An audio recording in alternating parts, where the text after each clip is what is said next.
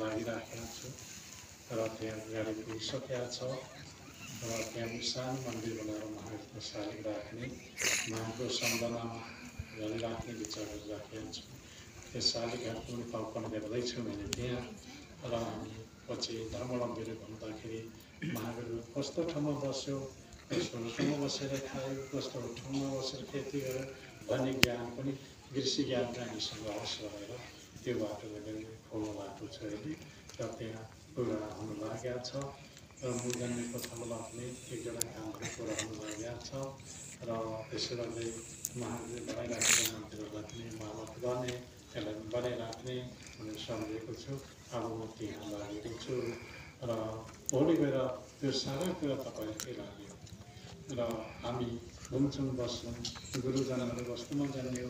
महावीरहरू कस्तोमा बस्यो भन्ने ज्ञान हाम्रोमा चेतना होस् त्यो कुराहरू नबिर्सियोस् भनेर त्यो सम्झनाको लागि हामीले त्यसलाई विकास गर्न लागिराखेका छौँ र कोही सरकारसँग दुवा मागेर कोही आफ्नै पैसा लगानी गरेर कोही भक्तजनको पैसा लगानी गरेर यसो गरेर हामी काम गरिरहेका छौँ। यसप्रति पनि तपाईँहरूको ध्यान जाओस् र हामीले पुरा गरौँ र हाम्रो मङ्हिमहरू पुरा गरौँ भने हाम्रो सोच विचारहरू पुरा हुन्छ, हाम्रो लक्ष्यहरू पुरा हुन्छ। मन्जुलम हामजुलम नुकसान लमा गरिन्छ क्या त्यसो गर्दाखेरि त्यसले गर्दाखेरि हामी सबैले ध्यान दिउँ यही कुरामा अग्लो गरेँ र यहाँ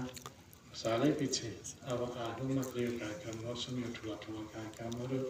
यसले गर्दाखेरि हामीले अब अहिले आजसम्ममा हाम्रो कार्यक्रमहरू राम्रै हो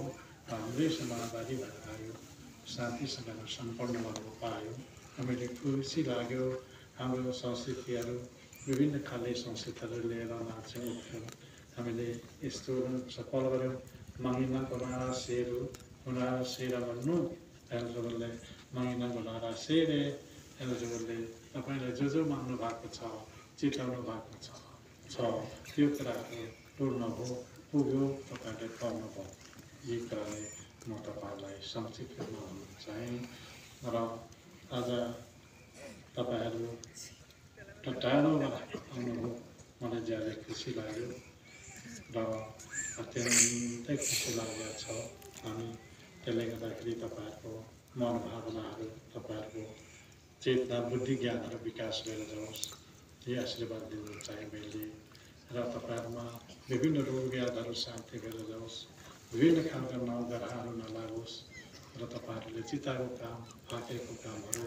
यो मनको शक्तिले यो प्रभावले गर्दा तपाईँहरूको चित्तको आँटेको कामहरू पूर्ण होस् शक्ति मिलेर जाओस् र आत्मबल बढेर जाओस् यही आशीर्वाद दिए यति भन्दै म यो वचन यहीँ टुङ्ग्याउन चाहे आशीर्वादहरू धन्यवाद।